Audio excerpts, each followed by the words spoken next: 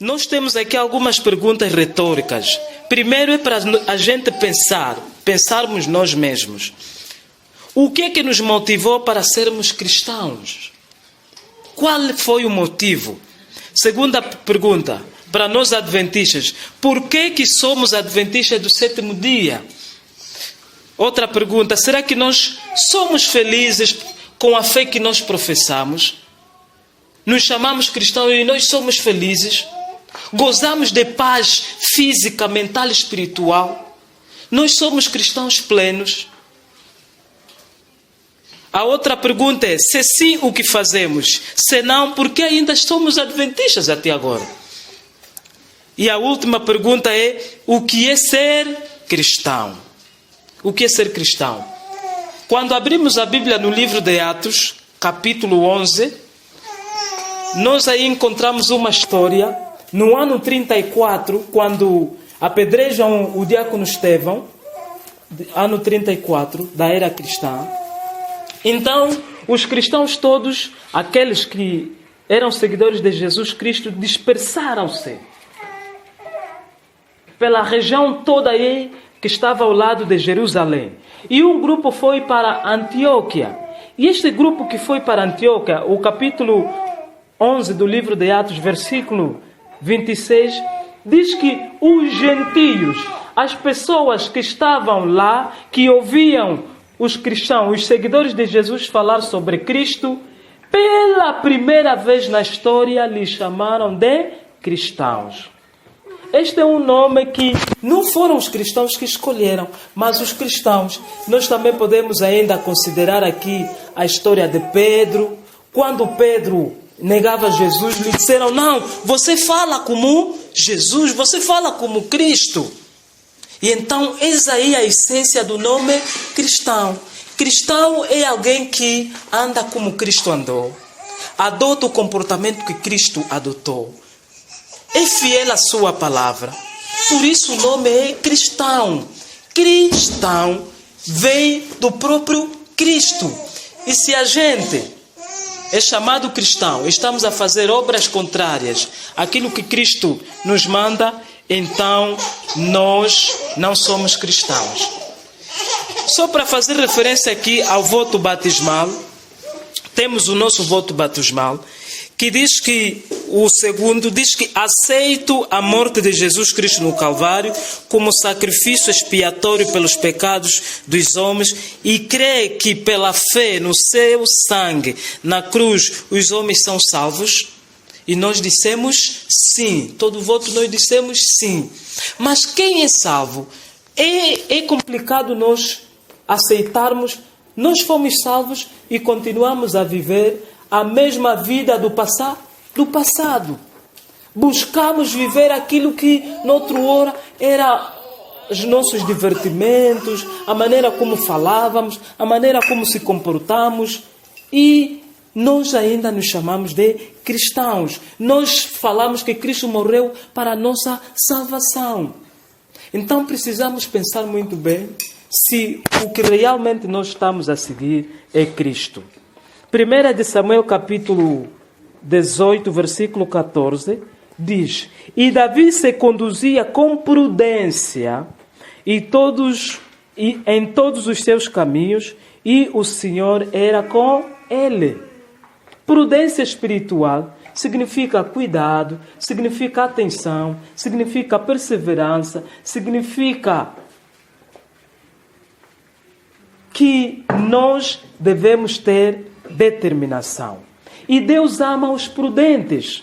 Deus ama aqueles que são cuidadosos na maneira de ser. Como filhos de Deus, buscarmos sempre solução para o nosso comportamento na própria Bíblia. Mateus capítulo 10, versículo 16, para nós compreendermos onde é que nós estamos, onde estamos localizados. Jesus Cristo diz: Eis que vos envio como ovelhas ao meio de lobos. Então nós estamos dentro de um grande conflito. E se nós estamos dentro de um grande conflito, Jesus Cristo diz: portanto, sede prudentes como as serpentes e simples como as como as pombas, sermos prudentes, sermos atenciosos com os mínimos detalhes de que o nosso Senhor Jesus Cristo nos chamou. Agora, Jesus Cristo nos chama a atenção. Em Mateus capítulo 25, o versículo 1, vamos ler então esses textos para nos enquadrar naquilo que nós estamos aqui a abordar. Então o reino dos céus será semelhante a 10 virgens, que tomando as suas lâmpadas saíram ao encontro do esposo. E 5 delas eram quê? Prudentes, e 5 eram loucas. As loucas, tomando as suas lâmpadas, não levaram azeite consigo, mas as prudentes levaram azeite em suas vasilhas, com as suas lâmpadas. E que, tardando o esposo, tosquenejaram todas e adormeceram. Essa é a única parábola que Jesus Cristo coloca no futuro. E então o reino dos céus será. É a única parábola. Como que Jesus Cristo nos dizendo que no dia que Jesus Cristo se manifestar, vai existir 2 grupos. Agora, uma coisa nós precisamos fazer referência aqui. Louco na Bíblia não é aquela pessoa que não bate bem, que está a andar aí nos contentores. Maluco, não. Louco para Deus é aquele que não vive de acordo à palavra de Deus. De acordo assim está escrito. Este é louco. E quem vive de acordo à palavra de Deus, a Bíblia lhe chama de prudente. Por isso a Bíblia aqui está a dizer um grupo de loucos e outro grupo de prudentes. Versículo 5. E tardando o esposo, tosquenejaram todas e adormeceram. Todos dormiram. Mas à meia-noite ouviu-se um clamor. Aí vem o esposo, sair-lhe ao encontro. Então todas aquelas virgens se levantaram e prepararam suas lâmpadas.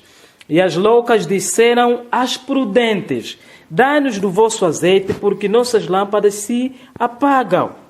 Versículo 9. Mas as prudentes responderam, dizendo: não seja caso que nos falte a nós e a vós. Ide ante aos que o vendem e comprai-o para vós. E tendo elas ido comprá-lo, chegou o esposo, e as que estavam preparadas entraram com ele para as bodas, e fechou-se a porta. E depois chegaram também as outras virgens, dizendo: Senhor, Senhor, abre-nos a porta. E agora Jesus Cristo respondeu: em verdade vos digo que vos não conheço. Vigiai, pois, porque não sabeis o dia nem a hora em que o Filho do Homem há de vir. Quem não sabe aqui entre nós da condição do mundo hoje? Quem não sabe do momento em que nós estamos a viver agora? Estava anteontem a assistir a algumas sessões do Parlamento e eu vi um dos deputados se levantou e ele citou Mateus 5. Diz: olha, amados deputados aqui no Parlamento, nós estamos aqui. Mas a Bíblia diz: bem-aventurados pacificadores. Eu disse: opa, prestei atenção. Pensei que devia parar por aí. Não parou. Buscou mais Provérbios, capítulo 7. Dizendo: olha, Deus disse, 6 coisas abomina. A 7ª é a falsa testemunha. Eu disse: uau! Como é que as pessoas no mundo todo estão a compreender que nós precisamos nos converter? É porque Deus está clamando através de acontecimentos, através do que está acontecendo. Nós, quando abrimos o jornal, abrimos a televisão, o rádio, nós compreendemos o que está acontecendo. E é Deus falando ao nosso ouvido. O grande problema é que o mundo está a compreender que alguma coisa terrível está para acontecer. Mas nós, como cristãos, não queremos compreender. E se queremos compreender, é só falando.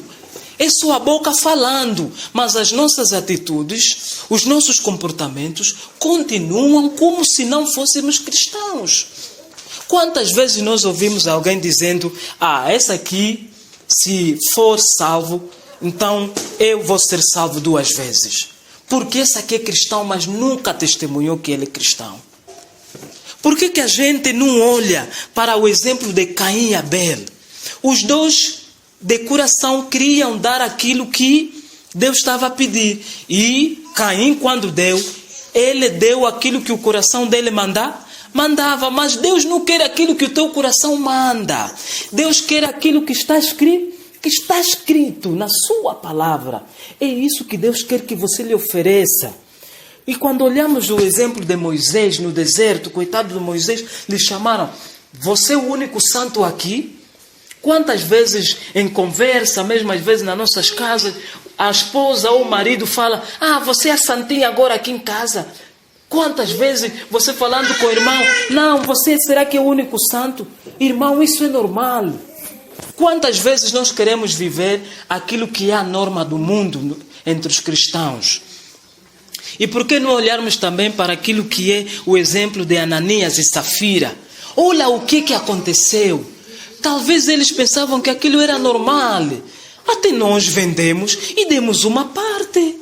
Mas só que quando Pedro lhe perguntou: deram tudo? Sim, demos. Deram mesmo tudo? Sim, demos. Mas tinham dado uma parte. Por causa de uma pequena parte que eles não tinham dado, o marido primeiro caiu.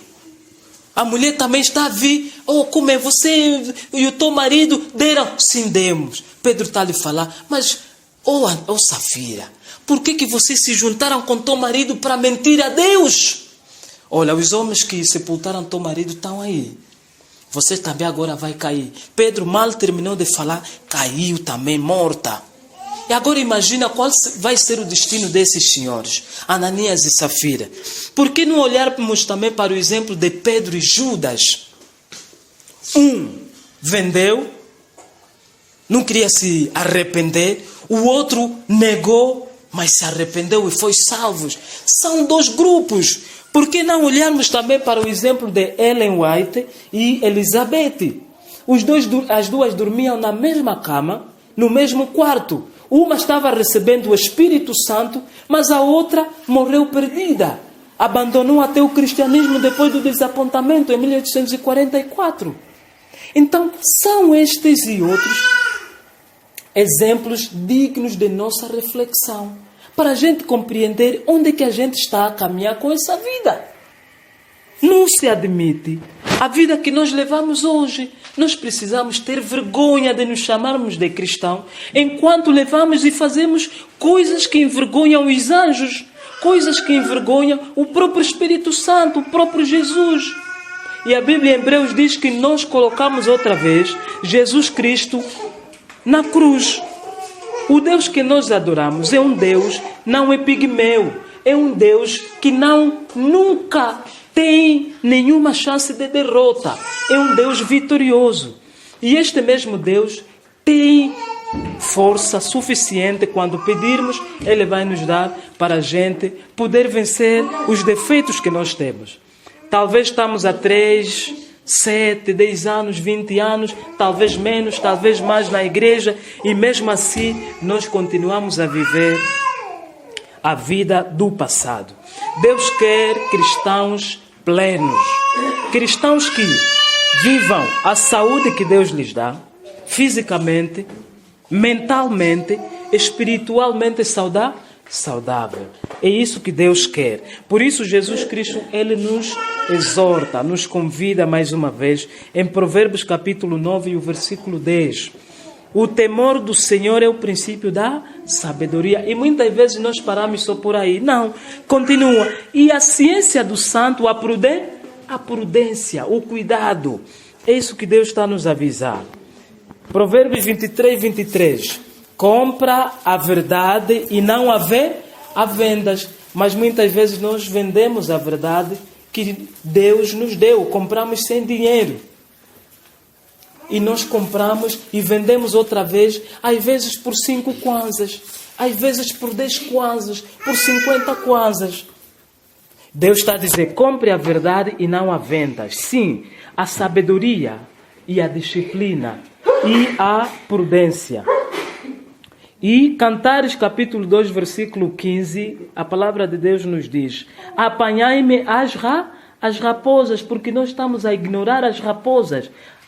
E Deus ainda nos diz mais: não só as raposas, as raposinhas que fazem mal às vinhas. Vinhas somos nós. As raposinhas são os pecadinhos. Pecadinhos. Aquilo que nós... Não, isso é normal. Isso não liga. Não, isso aqui não tem nada a ver. Isso aqui não. Você sabe, irmão, né? Aquele tempo de Jesus, aquele tempo dos apóstolos, agora nós estamos numa era moderna. Você precisa viver assim. Você precisa fazer isso. Mas isso está de acordo com a palavra de Deus? Isso está de acordo com aquilo que Jesus Cristo mandou fazer? Então, por isso, Jesus está a dizer, as raposinhas que fazem mal às vinhas, porque as nossas vinhas estão em flor. E a serva do Senhor, no livro, neste livro diz assim, Deus requer que sejamos justos em assuntos de importância, ao mesmo tempo que nos diz que a fidelidade nas coisas pequeninas nos habilitará para mais elevadas posições de confiança. Compadre, mostra-me ainda aí a hora. Ok, de assuntos de pequeninas, nas coisas pequeninas nos habilitará para mais elevadas posições de confiança. Eu quero aqui testemunhar uma situação que ao longo desses dias nos aconteceu.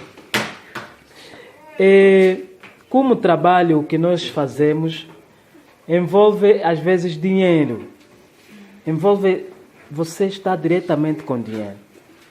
E sabe, um pequeno erro no banco, você no final do dia pode pagar muito caro.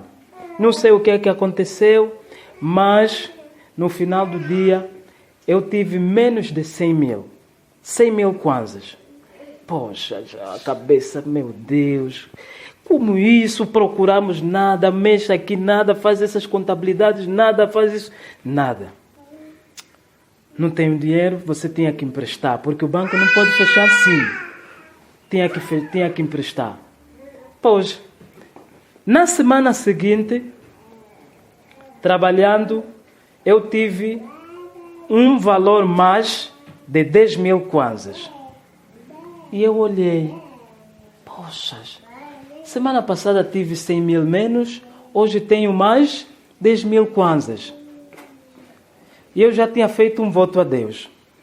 Porque existe às vezes incoerência. Quando nos falta, nós queremos falar. Poxa, está me faltar isso, Senhor, e você vai para o Senhor e tudo. Eu disse, Senhor, tá bom, hoje me faltou. Mas se amanhã tiver mais, mesmo assim eu também devo dar à instituição, porque a lei da instituição diz que você, se tiver mais ou menos, você tem que falar. Tem mais, então tem uma conta para o próprio banco você depositar. E passou aquele dia na sexta-feira, eu disse, não, vou esperar segunda-feira, talvez vai aparecer um cliente para reclamar. Não apareceu, terça, quarta, pois, e eu me levantei, fui para o gerente. E eu disse, senhor gerente, eu tive um valor para mais de 10 mil kwanzas. O gerente olhou para mim, deu um jeito, e está aqui os 10 mil kwanzas.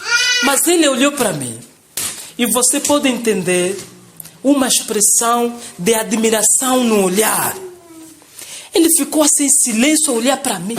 Mas, Antônio, passado você de 100 mil kwanzas, agora 10 mil kwanzas, você está a vir dar para o banco?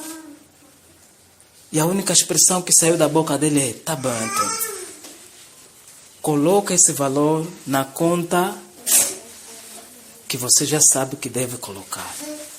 E quando eu saí daí, eu senti uma paz que nunca senti. Eu disse, poxa, me aliviei de tanto peso, porque muitas vezes nós temos sido incoerentes. Então você está a faltar, você vai reclamar. E quando você tem mais, você quer pôr no bolso. E muitas vezes, como cristãos, é isso que nós fazemos. Não temos, queremos brigar com Deus, queremos pedir, mas Deus, quando está a nos pedir, nós estamos nem aí. Não, Senhor, eu faço a minha vontade. Aqui agora eu é quem mando. Então precisamos pensar seriamente naquilo que é a nossa vida. São as raposinhas que destroem a vinha. As pequeninas negligências as pequeninas deficiências, as desonestidades pequeninas, os pequenos desvios do princípio é o que cega a mente e a separa de Deus. São as pequeninas coisas da vida que desenvolvem o espírito e determinam o caráter. Não são as grandes coisas. Os que negligenciam as coisas pequeninas não estarão preparados para suportar as provas que virão severamente quando lhes sobrevierem. Lembrai-vos de que a formação do nosso caráter não se conclui antes que termine a vida. Cada dia é colocado na estrutura um tijolo bom ou um tijolo mau. Nós pensamos, não li a Bíblia hoje, parece que a vida continua assim. Não, você colocou tijolos maus, você está recaindo, você está diminuindo o teu sossego espiritual. Não existe na vida espiritual, não. Hoje eu só parei, meti pause ainda, meti pause então, nem para frente, nem para trás, não vou recuar. Não, na vida espiritual só existe uma coisa, ou você desce, ou você avança. Por isso, nós precisamos compreender muito bem. Nos lugares celestiais, a serva do Senhor diz: quem negligencia as coisas pequenas e, no entanto, se exalta de estar pronto para realizar coisas maravilhosas pelo Mestre, esse está em perigo de fracassar totalmente. E se você vê mesmo na nossa casa, o que provoca muitas vezes discussão e grandes lutas entre marido e a esposa não são grandes coisas, são pequenos detalhes.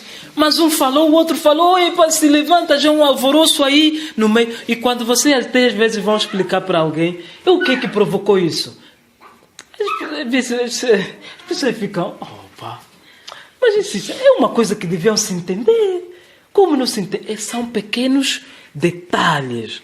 A negligência das coisas pequenas, as ninharinhas que envenenam a felicidade da vida. A fiel execução das coisas pequenas compõe a soma da felicidade a ser obtida nesta vida. Aquele que é fiel no pouco, é fiel também no muito. Agora, se você for infiel no pouco, vai ser infiel também no muito. Se quiserdes ter um registro limpo nos livros do céu, nunca vos ireis. O capítulo 4 do livro de Efésios, versículo 26 diz: não saia da vossa boca nenhuma palavra torpe. Está dizendo, se vocês querem ter um registro bom, cuidado com a vossa língua. Não vos ireis, nem digais palavras ásperas. Sai daqui, seu isso, seu aquilo, não sei mais quanto. Você está a pecar. As tuas palavras estão a ser registradas.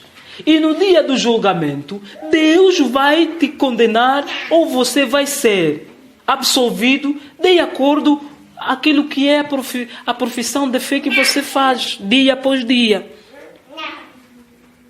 Seja a vossa oração cotidiana. E Deus aqui nos ajuda nessa oração. Como nós devemos orar? Ajuda-me, Senhor, a fazer o melhor possível. Ensina-me a fazer trabalho mais bem feito. Dá-me energia e ânimo. Ajuda-me a introduzir em meu serviço amor. Há uma falta deplorável da vida, repreensão e disciplina judiciosa. A ignorância que existe da palavra de Deus entre um povo que se professa cristão é assustadora. Conversas superficiais, mero sentimentalismo, passam por instrução moral e religiosa, a justiça e misericórdia de Deus, a beleza da santidade, a recompensa certa da conduta correta, o hediondo caráter do pecado e a certeza de seus terríveis resultados não são gravados na mente, como Deus quer que fosse gravado. E é por essa razão que Deus, Ele então criou o plano da salvação. Porque o plano da salvação, Deus enviando o seu Filho Jesus Cristo para morrer por nós, morrendo em nosso lugar, é para nos devolver a perfeição que Adão e a Eva tinham perdido no Éden. Por isso Deus nos deu a Bíblia. Por isso Deus nos deu a sua palavra, para que ela seja e serve para guia da nossa vida, da nossa conduta. E o grande objetivo da vida é que Deus quer nos levar à perfeição em que nós fomos criados. Por isso o Senhor Jesus Cristo morreu por nós. Jesus Cristo nesta manhã está a nos dizer que nós não provamos um verdadeiro arrependimento. Nós precisamos de nos arrepender de verdade.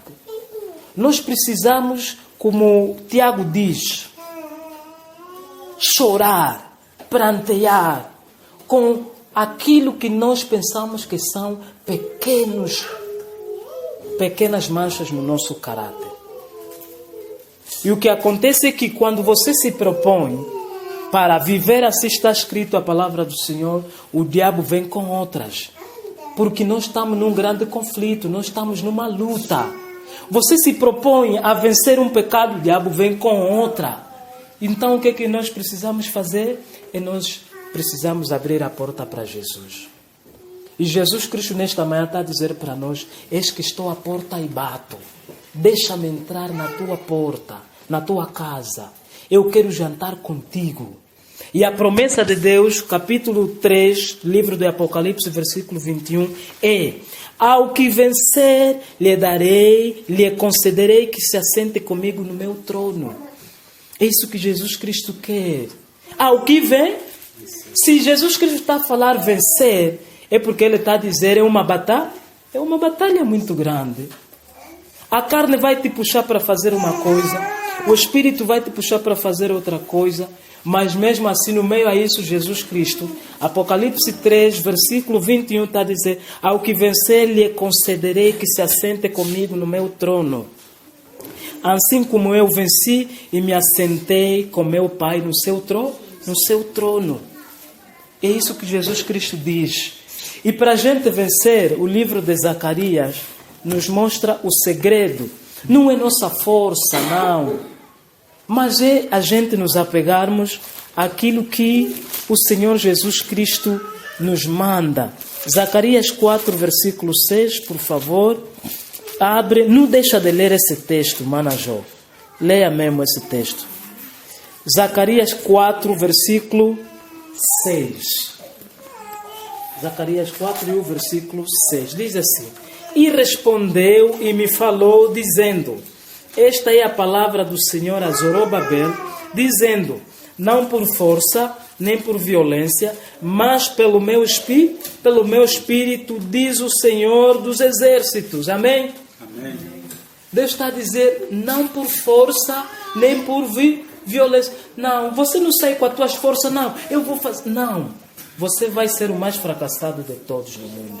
O que simplesmente Deus está a te pedir é força de vontade. É você se levantar e dizer: Senhor, hoje eu estou envergonhado. Estou envergonhado com...